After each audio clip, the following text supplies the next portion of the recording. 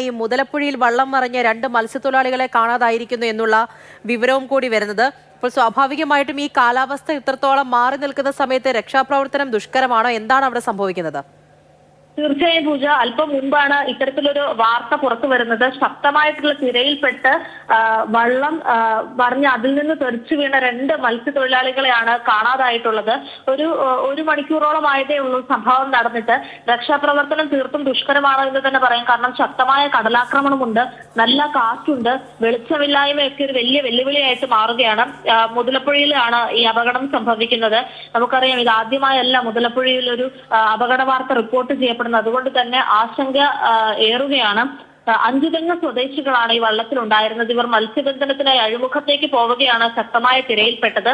5 തെങ്ങ് സ്വദേശി ജോസിന്റെ ഉടമസ്ഥതയിലുള്ള കാരിയർ വള്ളമാണ് മറിഞ്ഞത്.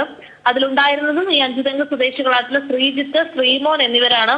ഇരുവരും 30 വയസ്സിന് താഴെ മാത്രമേ പ്രായമുള്ളൂ. ശ്രീജിത്തിന് 28 വയസ്സും ശ്രീമോന് 25 വയസ്സും മാത്രമാണ് പ്രായമുള്ളത്. ഇവർക്കായിട്ടുള്ള തിരച്ചിൽ നടന്നുകൊണ്ടിരിക്കുകയാണ്. പക്ഷെ ഈ പറഞ്ഞതുപോലെ തന്നെ എത്രയൊക്കെ തിരച്ചിലിനായി മുന്നിട്ടിറങ്ങിയാലും ഈ വെളിച്ചമില്ലാത്തതും ശക്തമായ കാറ്റും അനുകൂലമല്ലാത്ത കാലാവസ്ഥയും ഒക്കെ വലിയ ശക്തമായ കടലാക്രമണം ഉണ്ടല്ലേ ഇന്ദു തീരദേശ മേഖലയിൽ?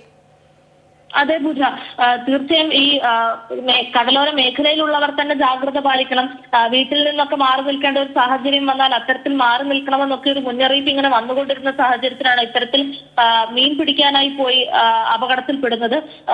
അടുത്ത ഒരു 2-3 ദിവസത്തേക്ക് ഒരു കാരണവശാലും മത്സ്യത്തൊഴിലാളികൾ ആരും കടലിൽ ഇറങ്ങാൻ പാടില്ല. ഉൾക്കടലിലേക്ക് പോകുന്നതിനെ കുറിച്ചൊന്നും ചിന്തിക്കാൻ കൂടി പാടില്ല. കാരണം അത്രത്തോളം മോശമായ ഒരു കാലാവസ്ഥയാണ് ഇപ്പം കടലിലുള്ളത്.